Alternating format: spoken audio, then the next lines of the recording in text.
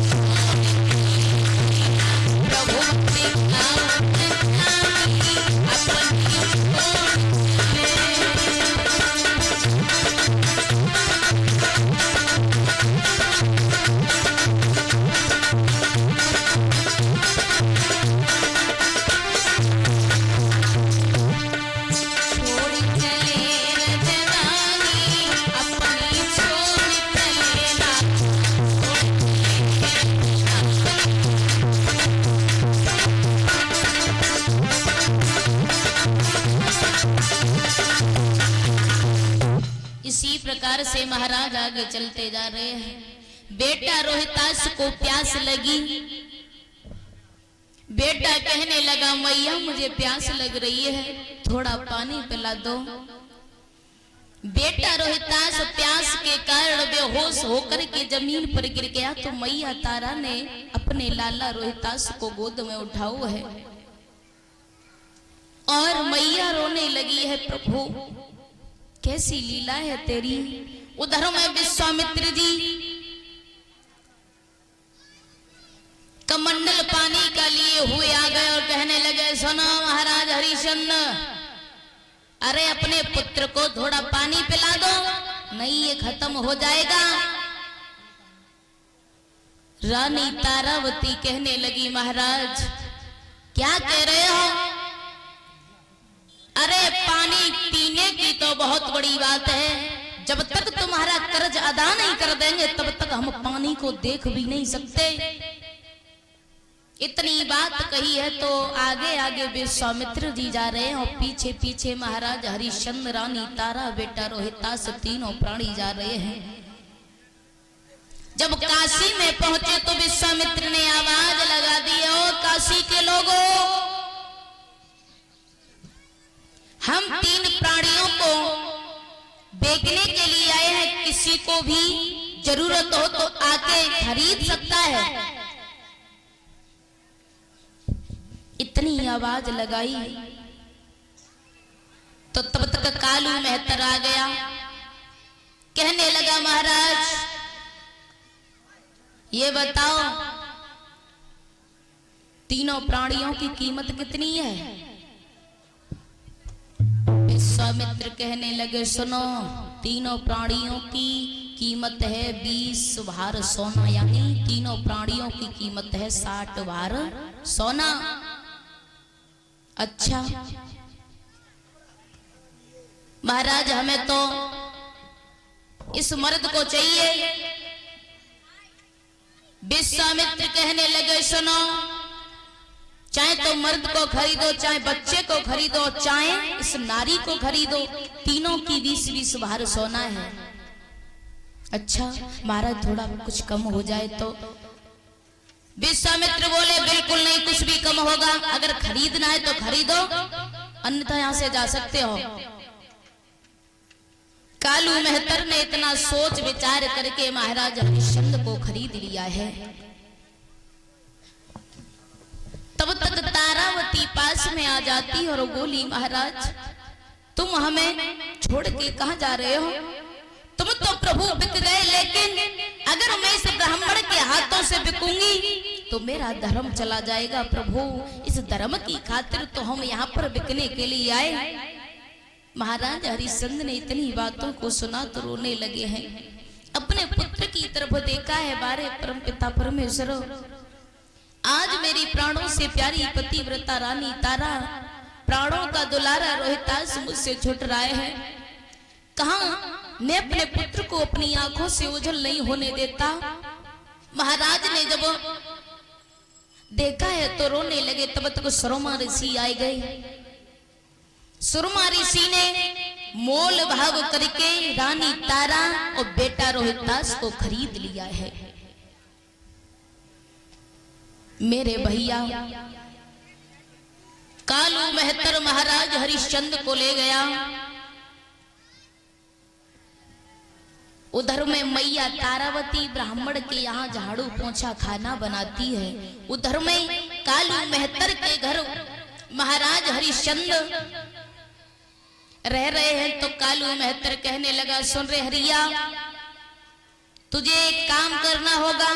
क्या महाराज? कि सुन, तू रोज सेठ जी की दुकान पर तुझे गुड़ और सत्तू मिला करेंगे, उनको रोज लाते रहना और हिसाब हम कर देंगे, ठीक है? महाराज हरिश्चंद्र कहने लगे जो आपकी आज्ञा।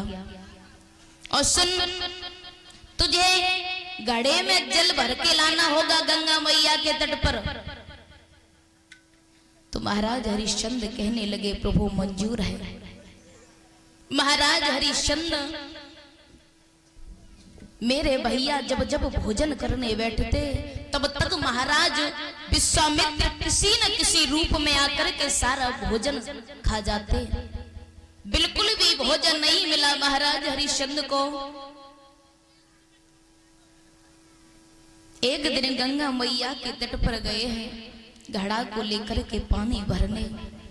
घड़ा को भर तो लिया है, लेकिन शरीर में इतनी ताकत नहीं है कि घड़ा को उठा करके अपने सिर पर रख सके। शरीर दुबला पतला हो गया है महाराज हरिश्चंद्र का। महाराज देख रहे हैं कि कोई गंगा मैया के किनारे कोई आ जाए तो थोड़ा सहारा दे के मेरी गगरिया को मेरे सर पर रखा दे। तब तक देखा है कि रानी तारा ब्राह्मण का घड़ा भरने उसी घाट पर आ रही है। जब पास में आई तो महाराज कहने लगे रानी मेरा घड़ा थोड़ा सा उठवा दो, क्योंकि तुम मेरी धर्म की पत्नी हो और मैं तुम्हारा पति हूँ। रानी कहने लगी महाराज मैं तुम्हारे घड़ा को नहीं उठवा सकती, क्योंकि तुम एक मेहतर का घड़ा भरते हो, मैं एक ब्राह्मण का। अगर मैंने तुम्हारे घड़ा को उठवाया तो मेरा धर्म चला जाएगा। तो महाराज रो के बोले नहीं रनिया इतना मत घबराओ। महाराज बोले रनिया गगरिया मेरी गंगा जल की सजनी।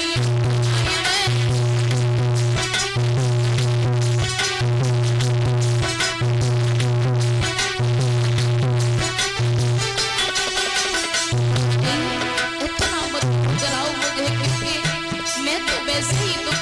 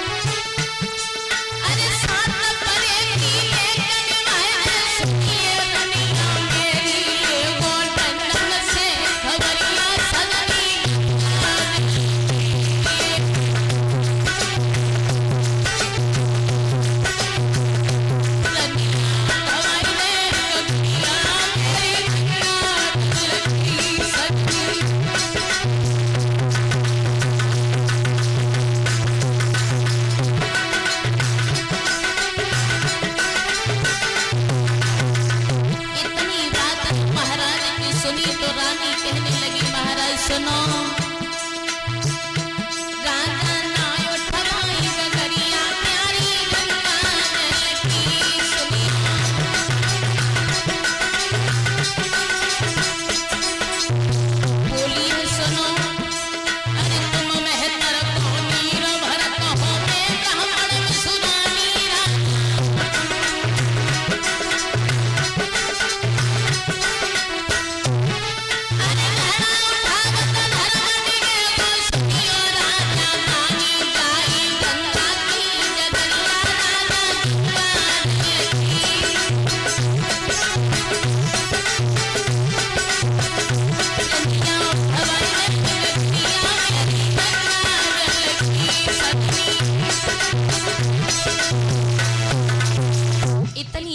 जब महाराज ने रोकर के कही तो रानी तारा के दिमाग में कोई बात नहीं आई। कहने लगी महाराज तुम्हारे घड़ा को बिल्कुल नहीं उठवा सकते लेकिन एक युक्ति बता रहे हैं।